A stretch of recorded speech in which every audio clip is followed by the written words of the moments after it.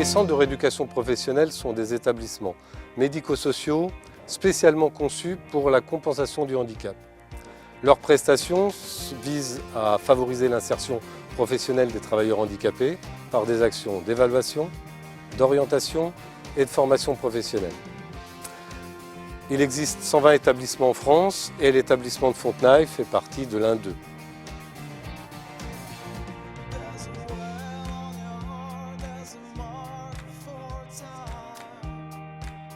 Alors nous accueillons tout type de personnes en situation de handicap. Il faut qu'elles soient orientées par les MDPH, les maisons départementales pour les personnes handicapées, et qu'elles aient une orientation spécifique dans l'établissement. Nous n'accueillons pas tous les travailleurs handicapés, mais des personnes qui ont besoin d'un accompagnement adapté, un accompagnement spécifique dans leur projet de reconversion. Les personnes qui sont accueillies dans l'établissement vivent ici sur des périodes qui peuvent être courtes, les stages les plus courts durent environ 8 à 12 semaines, mais peuvent rester ici pendant des durées très longues. Les stages les plus longs durent 22 mois. Donc ici, il faut qu'ils puissent disposer d'un environnement qui soit facilitateur, qui permette effectivement que leur parcours d'insertion se fasse dans les meilleures conditions possibles.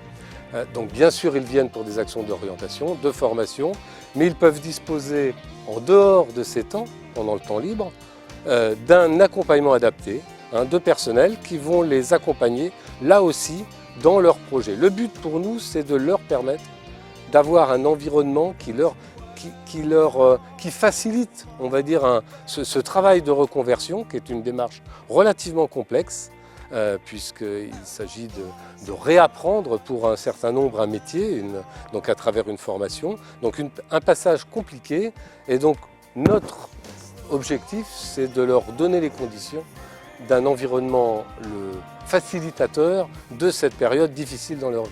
Pour faciliter cette vie en formation, nous avons rénové entièrement notre bâtiment d'habitat, de manière à ce que chaque stagiaire puisse disposer d'un espace de repos aux normes actuelles, c'est-à-dire des petits appartements équipés de blocs sanitaires complets et très isolés en termes d'isolation phonique, là aussi pour permettre un bon confort pour récupérer après des journées de formation. Et nous avons aménagé des nouveaux espaces que vous allez découvrir.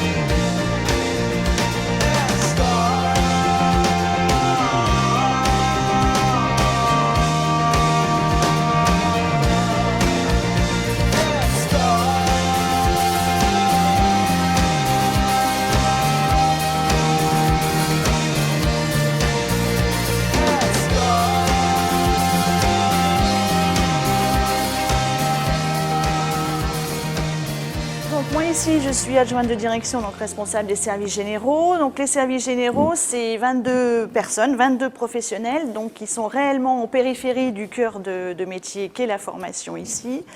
Donc, 22 professionnels qui assurent, on va dire, la logistique 24/24 pour les usagers que nous accueillons et qui arrivent de toute la France.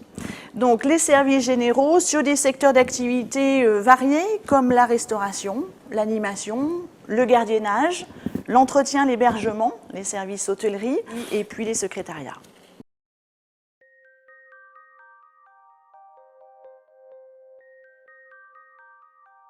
Donc le service hébergement, c'est maintenant sans une chambre que réhabilitée que nous proposons avec des normes de confort, de sécurité actuelles. Et puis c'est aussi une équipe d'agents en hôtellerie. Nous sommes quand même 5 personnes à entretenir les locaux de l'hébergement. Donc beaucoup de chambres. Chacune, nous avons à peu près 15 à 20 chambres, à peu près, plus d'autres petites tâches autres, c'est-à-dire médicales, escaliers, solarium qui est pas loin là. Le but, c'est d'entretenir les locaux qui soient quand même accueillants. On n'est pas là que pour faire le ménage parce qu'on rencontre pas mal de stagiaires, on parle avec eux, ils nous parlent un peu des fois de leur... Et puis c'est très, je veux dire, c'est très discret. Après nous, on est très discrète là-dessus. On sent qu'il y a un stagiaire qui ne va pas trop bien, enfin, qui va pas bien, soit personnel ou soit dans sa formation. C'est lui peut-être qui va s'approcher de nous, ou alors c'est nous qui allons lui demander est-ce que ça va, comme tous les fois. Pas comme tous les matins, mais je veux dire. Et c'est là qu'il va commencer à nous parler, qu'il va discuter de son problème, quoi. Et après, nous, on a quand même une tâche de le dire à nos supérieurs, quand même, que ce stagiaire n'est pas bien en ce moment dans sa peau. Donc là, ils le prennent en charge quand même. Ils le prennent en charge, quoi. Il y a quelques années, ça dépend peut-être des pathologies, mais qui ne parlaient pas, les stagiaires, ils ne parlaient pas. On arrivait ici, on faisait notre boulot et on repartait, quoi. Maintenant, il y a plus de contact entre le stagiaire et puis l'agent de service, quoi. C'est neuf, ça sent bon, c'est plus agréable, hein, parce que moi j'ai connu des lieux qui ont été très longtemps délabrés, puis de voir ça, c'est vrai que c'est un cadeau pour nous, je veux dire, pour le nettoyage, c'est plus facile. C'est plus facile, l'entretien est plus facile, quoi, je veux dire. Non, c'est plus agréable, quoi. Bonjour, bienvenue dans ma chambre. Donc, je suis logée ici par le CRP. Je reste toute la semaine, donc c'est un endroit accueilleur. Donc, il y a le lit, l'espace où j'ai tous mes appareils, le petit espace internet avec la connexion, tout impeccable. Et nous allons passer dans ma salle de bain. Une grande salle de bain, super. Grande douche, un super espace. Je me sens super bien dans cette chambre-là, c'est impeccable.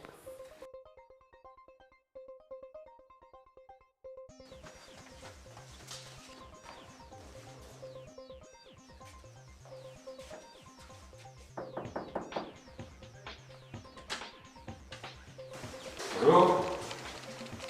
Bonjour. J'ai un petit problème d'étude. Assieds-toi. Merci. Je suis à l'accueil du stagiaire. Donc les stagiaires viennent me voir s'ils ont besoin, justement, ces petites choses, je tousse, je suis pas bien, j'ai mal à la tête, j'ai vomi. Bon, j'appelle ça un peu de la bobologie. Mais moi, donc, quand je vois ces stagiaires, je leur conseille d'aller voir le docteur Perrault qui est là tous les matins. Donc avant de rentrer en formation, ils viennent voir le docteur Perrault qui les ausculte parce que moi, je ne peux pas, en tant qu'infirmier, faire d'ordonnance pour des médicaments. J'ai aussi un rôle, donc sur le plan dossier du stagiaire. Quand les stagiaires rentrent au CRP, ils voient le docteur Perrault et une fois qu'ils ont vu le docteur Perrault, il y a une prescription d'un bilan sensoriel. C'est-à-dire ce bilan sensoriel, c'est la vue, l'audition, les vaccins, leurs petits soucis dont on peut parler. Et disons que c'est une prise de contact. En faisant ce bilan, je vois tous les stagiaires. Donc tous les stagiaires passent, aussi bien les professionnels que les préaux que la FGPP, passent dans mon bureau. Alors la restauration, donc c'est un service en self, c'est une production de repas sur place. C'est une équipe de 5 professionnels donc, qui ont le souci de présenter une prestation alimentaire équilibrée.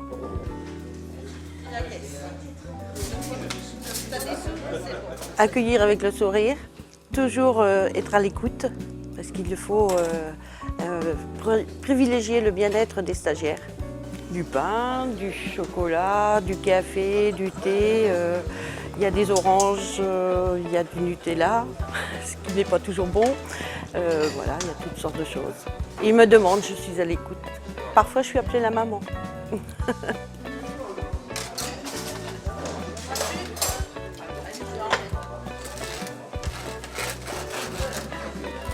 Alors, bien dormi? Oui? Pas assez. Manger mieux, propre et juste. On a mis ça en place avec, en association avec Diète 37, qui est un cabinet de diététicienne qui est basé à Tours. Et on a travaillé avec eux pendant à peu près une année pour voir les approvisionnements en filière courte qu'on peut avoir sur le secteur, aussi bien en traditionnel qu'en bio. Pour l'instant, ça se traduit par on a fait un plan alimentaire sur 20 jours, avec des menus adaptés pour tout le monde, quoi. Manger un repas équilibré, quoi. qui n'est pas, quand on parle de diététicien, on parle tout de suite régime, mais c'est manger équilibré. Et diététique, ça veut dire bien manger, et non être au régime.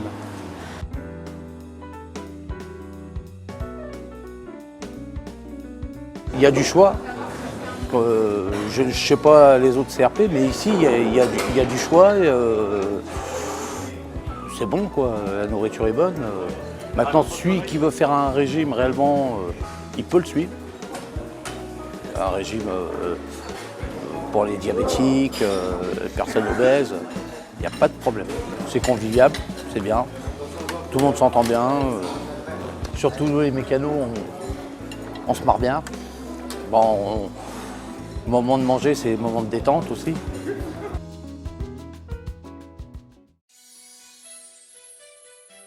Dans les services généraux, donc, il y a aussi l'animation. Donc l'animation, c'est un service important parce que c'est un des services qui intervient en dehors du temps de formation et qui a pour mission, on va dire presque essentielle, d'essayer ou de tenter de rompre l'isolement des usagers en soirée. Donc ce qui est important déjà, c'est tout le matériel qui est mis à disposition, puisque maintenant c'est une salle qui est complètement neuve et qui est en actualité donc depuis un an, qui fonctionne depuis un an, quoi.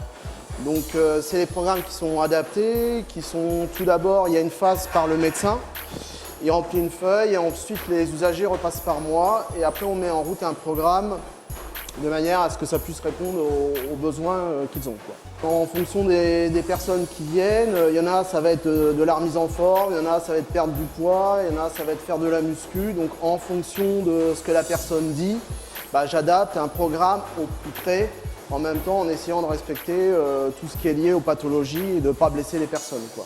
Tout ce matériel donc, qui est adapté, vous voyez, donc il y a tout, tapis, rameur, poulies hautes, butterfly. Ça permet vraiment de répondre aux besoins des personnes présentes et de remplir vraiment un programme de musculation complet, quoi.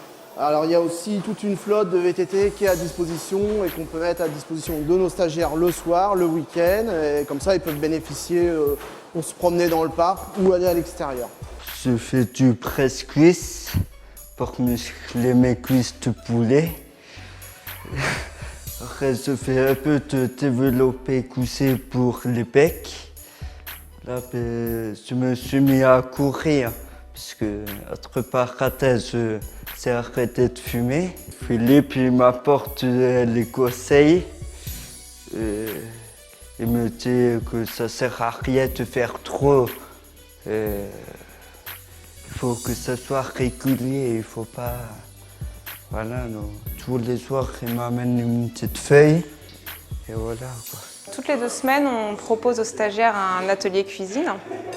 Donc le principe, c'est de faire partager aux stagiaires l'envie de cuisiner ou de recuisiner, parce que pour certains, c'est un peu loin.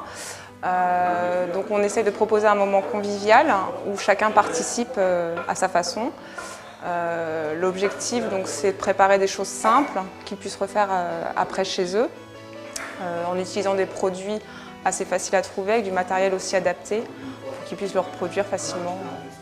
Dans les recettes qu'on choisit et qu'on réfléchit avec les stagiaires, on essaie de trouver des choses qui soient aussi faisables à un coût relativement abordable, pour qu'ils puissent le refaire facilement. On essaye aussi en même temps par cet atelier de travailler sur ce qui est quantité, équilibre alimentaire, essayer que ça soit en adaptation aussi avec le plan alimentaire qui est mis en place à la restauration. Donc c'est une continuité avec ce qui est fait aussi avec l'équipe hôtellerie-restauration. C'est un tout nouvel espace qui a été mis en place il y a à peu près 6-8 mois. Donc là on a vraiment du matériel de qualité et qui est aussi accessible pour les personnes à mobilité réduite. Donc on a un évier, un four qui leur sont accessibles. On a aussi frigo et congélateur qui peuvent utiliser en toute sécurité. Là, c'est vrai que ça nous donne un espace convivial. Donc on essaie de travailler en petits groupes pour partager un moment qui dure environ 2-3 heures, où il y a toujours le temps de préparation et ensuite on partage un bon repas tous ensemble. Cet atelier cuisine me permet de renouer avec l'envie de cuisiner, d'apprendre, de découvrir des saveurs et de me donner envie de cuisiner, parce que pendant des années, je n'ai pas cuisiné. Et ça fait plus d'1 an que je suis ici en formation et j'aimerais faire ma propre cuisine. Je me prépare pour pour la sortie, quoi, voilà. Je pense que l'important, en fait, c'est le travail de groupe, parce que chacun amène un peu son idée, son principe, sa façon de voir la cuisine. Moi, j'ai une tendance à manger végétarien depuis 7 ans. Et puis, en fait, je m'aperçois, j'étais assez replié sur moi, sur ça, et puis maintenant, je m'ouvre un peu à tout, je regarde, et j'apprécie tout, comme ça vient. Dans cet atelier, nous accueillons les résidents, donc suivant le temps qui leur a imparti, nous les emmenons sur différentes pièces. Donc ça peut partir du bracelet en passant par la ceinture, les sacs à main, sacs à dos et diverses pièces, des masques en cuir aussi. Ici, nous voyons le cuir repoussé, le moulage du cuir, le poinçonnage. On travaille avec des cuirs bruts, donc qui nous permettent de les tâter, de pouvoir les travailler un petit peu comme on veut. Les stagiaires, il y en a d'aucuns qui viennent de la maroquinerie, donc c'est un plus pour eux par rapport aux techniques qui sont vues en atelier. Pour d'autres qui ne bricolent jamais, ça peut être un moyen de se découvrir un petit peu. Après, on peut utiliser le cuir de différentes manières, pour offrir, pour se faire plaisir à soi-même. D'avoir un espace comme ça, c'est merveilleux. Vu la grandeur, donc du coup, il y a certaines personnes qui peuvent faire des patrons au fond de la salle sans être trop dérangées, d'autres qui peuvent travailler autour de la grande table. Enfin voilà, on en a fait pour tout le monde et on est bien content de l'avoir. Alors moi, je suis en formation de maroquinerie industrielle et là, je viens chercher de la détente, de la création et d'autres façons de travailler le cuir plus artistiques. Là, on est libre. On a un animateur qui nous laisse faire tout ce qu'on veut, libre de créer, de s'éclater. Voilà.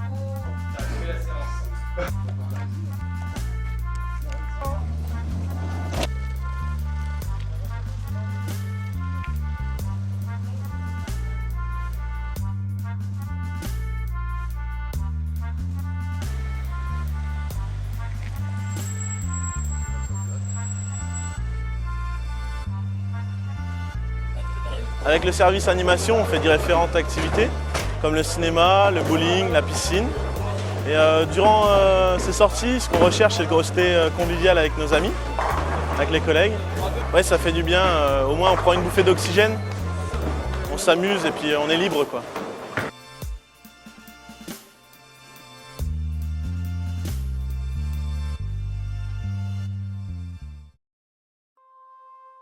C'est aussi le service de veille et de gardiennage, donc une équipe au service des usagers, donc 24/24, qui a pour mission essentielle donc la sécurité évidemment, la sécurité des bâtiments, mais surtout la sécurité des usagers. On est en fonction de soirée, donc on arrive le soir, on veille à ce que le CRP soit propre.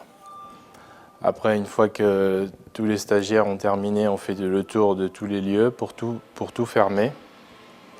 Et puis après, c'est plutôt une fonction de médiation, relation avec les stagiaires.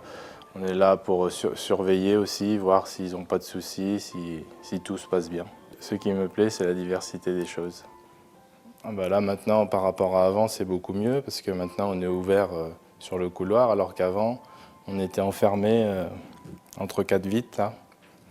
Donc maintenant, on est directement avec le public, donc c'est beaucoup mieux. Je suis ici pour la surveillance des locaux et des résidents, que tout se passe bien dans le calme et puis qu'il n'y ait aucune pénétration à l'intérieur du site.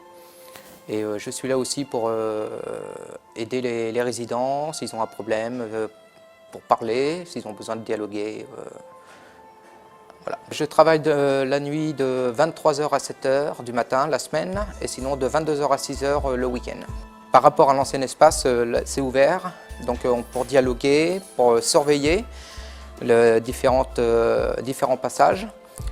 Et c'est plus facile même pour les résidents, ils se sentent plus en convivialité pour discuter. J'ai 5 rondes à faire ou plus durant la nuit, à l'extérieur, et aussi bien dans les locaux, dans le château, pour la surveillance. Et je fais des rondes avec une lampe torche et un PTI, c'est un portatif pour travailleurs isolés. Je dois badger à différents endroits et puis s'il m'arrive quelque chose, vu que je suis travailleur isolé, ça prévient le cadre d'astreinte qui aussitôt est au courant s'il m'arrive des soucis ou pas.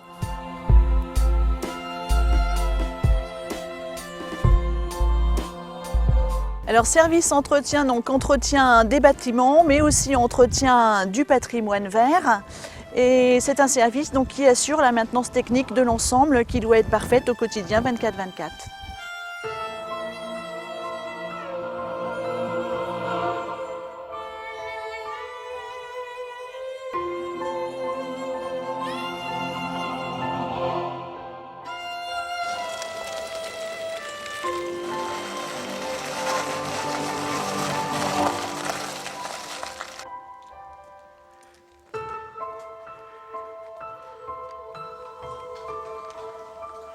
Et notre équipe se compose également de secrétariats, donc un secrétariat d'accueil et puis un secrétariat de direction formation. L'accompagnement dans un établissement comme le nôtre, c'est un tout. Chaque professionnel, où qu'il soit, quoi qu'il fasse, intervient au service du parcours d'insertion des stagiaires que nous accueillons. Un nouvel espace de vie, des nouveaux espaces d'animation visent à permettre à chacun, à chacune, accueilli dans l'établissement, de vivre son parcours d'insertion dans les meilleures conditions possibles.